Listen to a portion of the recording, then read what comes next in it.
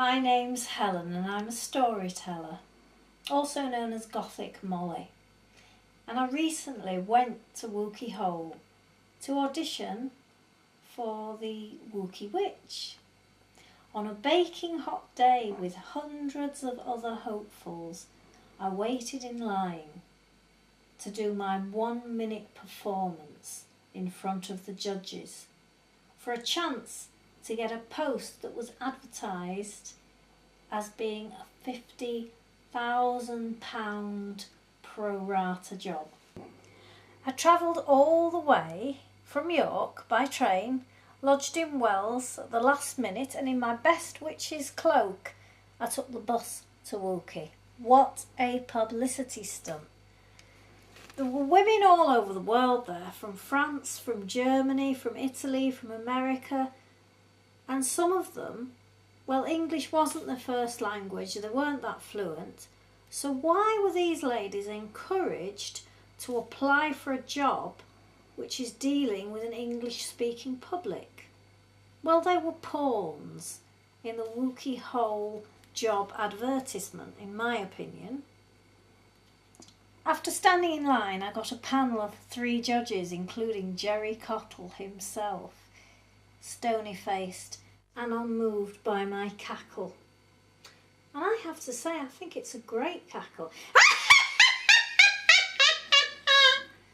And I think it's probably pretty hard to beat as cackles go. And Jerry asked me to cackle again.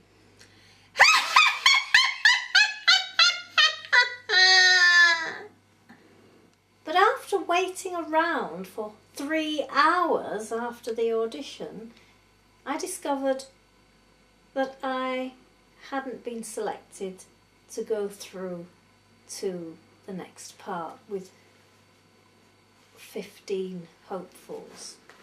From what I saw on the day, it seems to me that Wookey Hole didn't actually want a witch that didn't fit the stereotypical mould, because most of the women were wearing pointed hats, and the 15 people that went through to the next selection all had pointed hats, which, as any real witch or anyone who really knows anything about the history of witchcraft knows, witches didn't actually wear pointed hats.